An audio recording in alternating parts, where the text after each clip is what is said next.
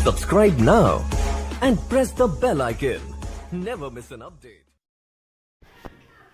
नमस्कार साथियों, स्वागत करता हूँ सभी का इस YouTube चैनल पर जिसका नाम है स्टडी विद पीएन लोधा। मित्रों, बहुत ही महत्वपूर्ण और इम्पोर्टेंट और एक ऐसा टॉपिक आपके लिए लेकर आया हूँ जो आपको जो आपको किसी भी YouTube चैनल पर या फिर किसी भी अन्य जगह मिल जाता है तो आप यूँ समझना कि वो बंदा आपको बहुत ही शानदार चीज़ें अवेलेबल करा रहा है।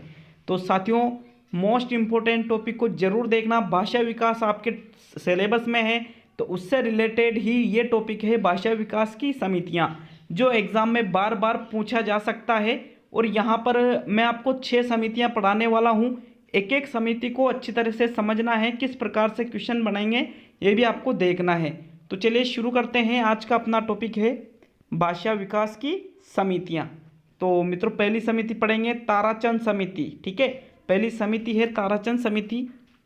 और जो ये ताराचंद समिति है इसके अध्यक्ष थे ताराचंद की अध्यक्षता में इस समिति का निर्माण किया गया था। कब किया गया था? 1948 में। तो पहली चीज़ तो ये हो जाती है कि ताराचंद समिति किसकी अध्यक्षता में गठित की गई थी। तो वहाँ पर आपका आंसर रहेगा ताराचंद की अध्यक्षता में। और कब की गई थी गठित? 1948 में। मित्रों, यह भारत में स्वतंत्रता के बाद भाषा के विकास के लिए गठित होने वाली प्रथम समिति है। तो मोस्ट इम्पोर्टेंट प्रश्न यहाँ से भी बन सकता है कि भाषा विकास के लिए गठित होने वाली प्रथम समिति कौन सी है? तो वहाँ पर भी आपका आंसर रहेगा ताराचंद समिति, जिसने सबसे पहले द्विभाषी सूत्र का विचार दिया था। द्विभाषा मतलब बालक को जब भाषा का ज्ञान कराया जाएगा तो 2 भाषाओं का ज्ञान उसे दिया जाना चाहिए। पहली थी इनके अनुसार मातृभाषा जो उसके द्वारा बोली जाती है, और दूसरी थी संघीय भाषा जिसको में अंग्रेजी को सम्मिलित किया गया था। तो मित्रों, बहुत ही इम्पोर्टेंट प्रश्न बनता है। क्या बनता है कि ताराचंद समिति ने द्विभाषा सूत्र दिया, उसमें कौन कौन सी भाषा सम्मिलित थी? तो आपका आंसर रहेगा मातृभाषा और संघीय भाषा। संघीय भाषा में कौन सी आएगी? अंग्रेजी भाषा। नेक्स्ट प्रश्न इसी में बनता है कि द्विभाषा सूत्र का विचार देने वाली सर्वप्रथम कौन सी समिति थी? तो वहां पर आपका आंसर रहेगा ताराचंद समिति। और देखिए 1948 में इसका गठन हो गया था। 1947 में तो अपना देश आज़ाद हुआ था। मतलब देश आज़ाद होने के बाद में भाषा विकास के लिए इस समिति का सबसे पहले गठन किया गया था। और इसने कौन सा सूत्र दिया था? द्विभाषा सूत्र दिया था, मातृभाषा और संघीय भाषा। तो इसमें से मोस्ट इम्पोर्टेंट 4-5 प्रश्न बन जाते हैं, बिल्कुल मैंने आपको बता दिए हैं। छोटे छोटे टॉपिक है लेकिन काम के हैं, और जो हर जगह नहीं मिलते हैं वो चीज़ें हैं मित्रों। दूसरा आता है मुदालियर आयोग, या फिर जिसको कहा जाता है माध्यमिक शिक्षा आयोग। आप जिसको बोलते हैं ना वर्तमान में RBSE, माध्यमिक शिक्षा आयोग, जो माध्यमिक शिक्षा बोर्ड राजस्थान।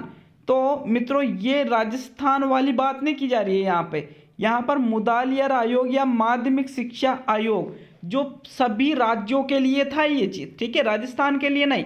इसको राजस्थान में RBSE बोला जाता है, लेकिन इसको संपूर्ण देश में मुदालियर आयोग या माध्यमिक शिक्षा आयोग के नाम से जाना जाता है। इसका निर्माण हुआ था 1952-53 में। सन भी याद रखना है कि मुदालियर आयोग का निर्माण कब किया गया था या गठन कब किया गया था? 1952-53 में। किसके द्वारा? लक्ष्मण स्वामी दास मुदालियर। ठीक है, लक्ष्मण स्वामी दास मुदालियर के द्वारा ही मुदालियर आयोग या माध्यमिक शिक्षा आयोग का गठन किया गया था। इनको अध्यक्ष बनाया गया था। देखिए इनका पूरा नाम क्या है? लक्ष्मण स्वामी दास मुदालियर। इसी आधार पर इसको मुदालियर आयोग भी कहते हैं। और इसका एक और अन्य नाम क्या है? माध्यमिक शिक्षा आयोग। मित्रों, इस आयोग ने भी द्विभाषा सूत्र का समर्थन किया। देखो, ताराचंद समिति ने द्विभाषा बताई थी, और जो मुदालियर आयोग है इसने भी उसी का समर्थन किया, किंतु मातृभाषा के साथ साथ क्षेत्रीय भाषा के प्रयोग पर भी बल दिया कि बालक जो मातृभाषा है उसकी वो तो ठीक है, लेकिन उसकी जो क्षेत्रीय भाषा है उसके क्षेत्र में उसके आसपास जो बोली जाती है उस भाषा का प्रयोग भी उसके शिक्षण में किया जाना चाहिए। और दूसरी जो भाषा बताई है वो है संघीय भाषा। इसमें कौन सी आएगी? अंग्रेजी। अब आप यूँ मत कह देना कि सर मातृभाषा में कौन सी भाषा आएगी। तो भाई साहब मातृभाषा में जो बालक भाषा बोलता है वो मातृभाषा में आएगी, और जो क्षेत्रीय भाषा है उसके आसपास क्षेत्र में बोलने जाने वाली भाषा, यहाँ पे क्षेत्रीय भाषा का इन्होंने समर्थन किया कि भाई मातृभाषा ठीक है, संघीय भाषा भी ठीक है, लेकिन आप मातृभाषा के साथ में उसे क्षेत्रीय भाषा का ज्ञान भी दीजिए। ऐसा कहने वाले कौन थे? मुदालियर आयोग। मित्रों नेक्स्ट तीसरा आयोग देखेंगे। तीसरा आता है केंद्रीय शिक्षा सलाहकार मंडल या बोर्ड, जिसको अंग्रेजी में कहा जाता है शॉर्ट में CABE। क्या कहा जाता है? CABE। पूरा नाम क्या है? केंद्रीय शिक्षा सलाहकार मंडल या बोर्ड। 1954-56 में इसका गठन किया गया था। इस बोर्ड ने ही भारत में सबसे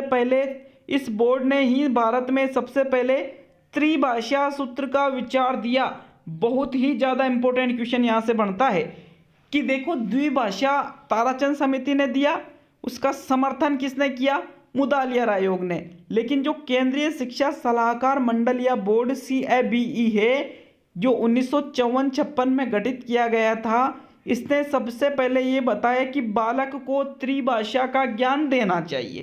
त्रिभाषा में देखिए, त्रिभाषा में कौन कौन सी बताई है ये जानने से पहले एक लाइन और है इसमें, अतः इसे त्रिभाषा सूत्र का जनक भी कहते हैं। तो मित्रों अपन कहते हैं कि त्रिभाषा इसका जनक कौन है? केंद्रीय शिक्षा सलाहकार मंडल या CABE।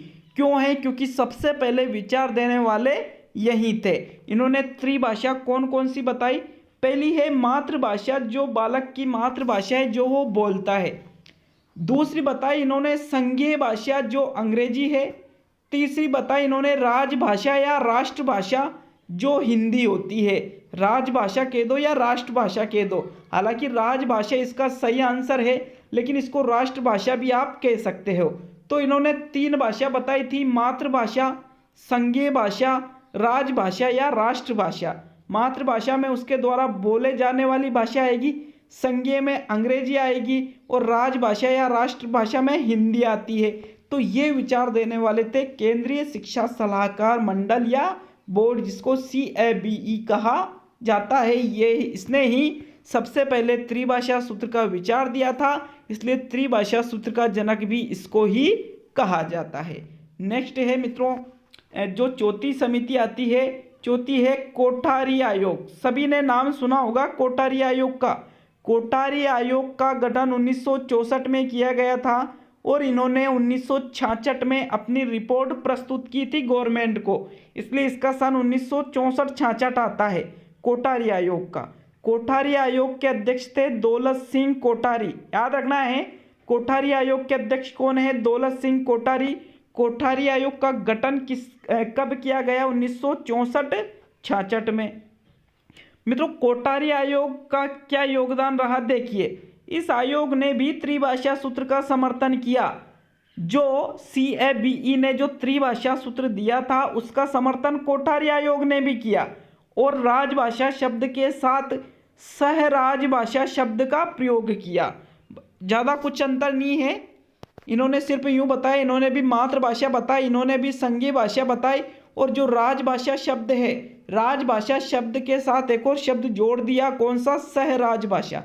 तो मित्रों यहाँ से प्रश्न इस प्रकार बन सकता है कि कोठारी आयोग ने राजभाषा शब्द के साथ कौन सा शब्द जोड़ा? तो आपका आंसर रहेगा सहराजभाषा।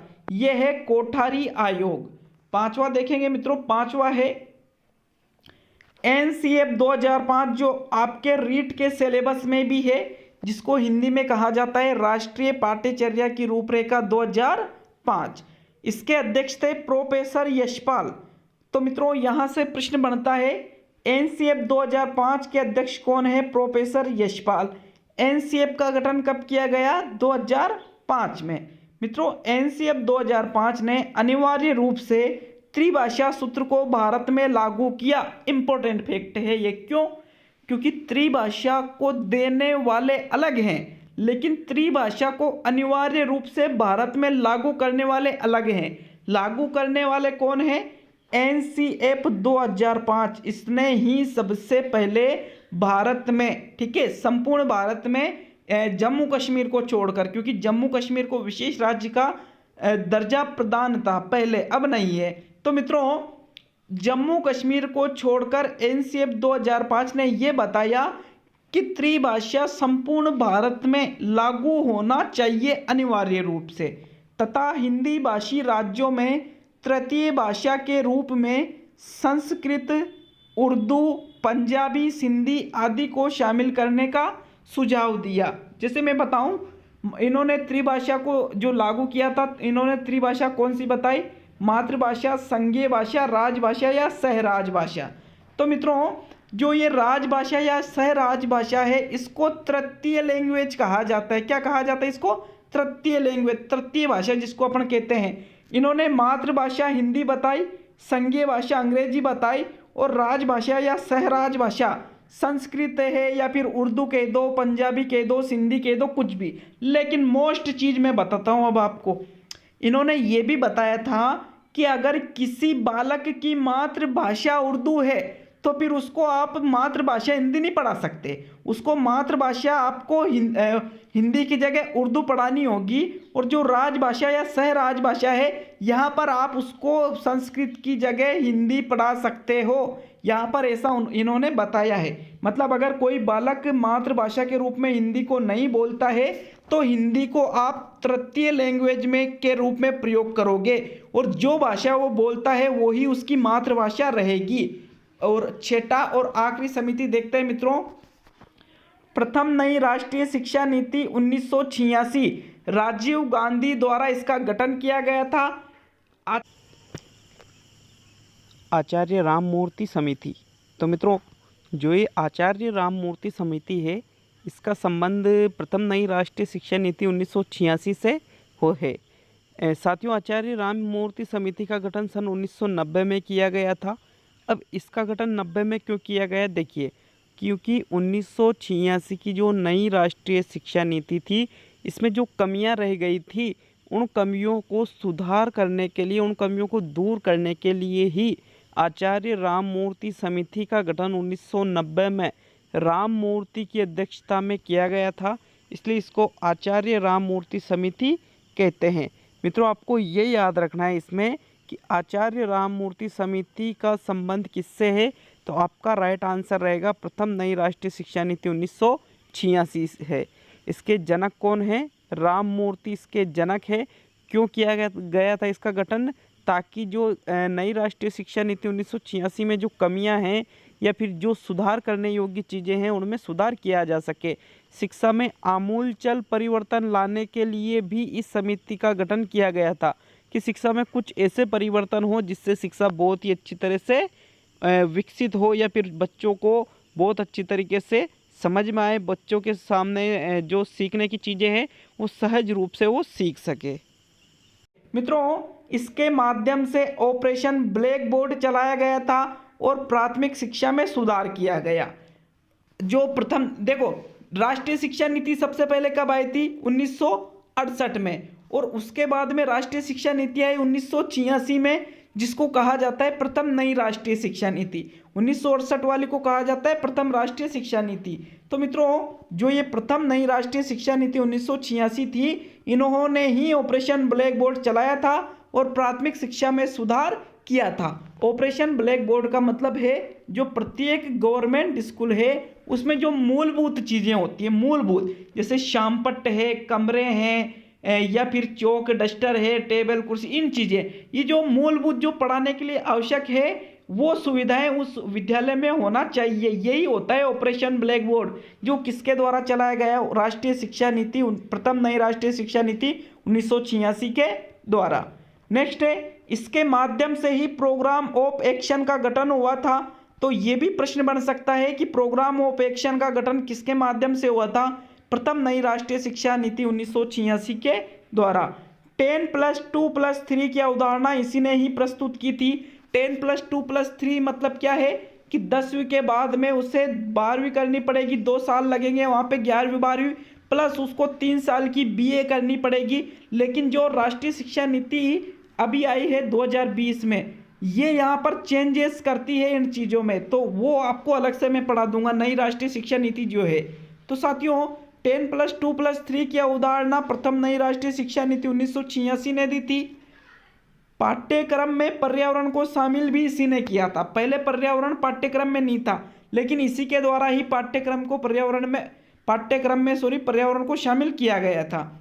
नेक्स्ट, कंप्यूटर को भी सहायक सामग्री के रूप में शामिल करने का निर्देश इसी के द्वारा दिया गया था कि भाई आपको जो कंप्यूटर है उसको भी आप टीचिंग जो एड्स है, टीचिंग सहायक सामग्रियां हैं, उसके रूप में शामिल कर लो। तो मित्रों ये इनके द्वारा सुझाव दिए गए थे।